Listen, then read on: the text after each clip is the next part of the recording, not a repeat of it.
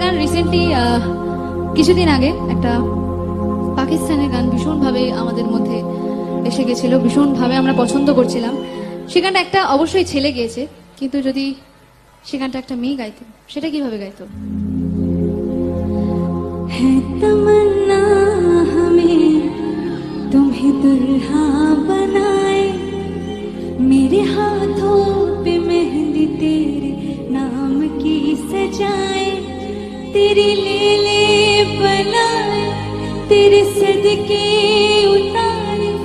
है तमन्ना हमें तुम्हें अपना बनाए, नहीं मुश्किल बाबा जरा देखो यहाँ, तेरी आंखों में बसता है मेरा जहां। कभी सुन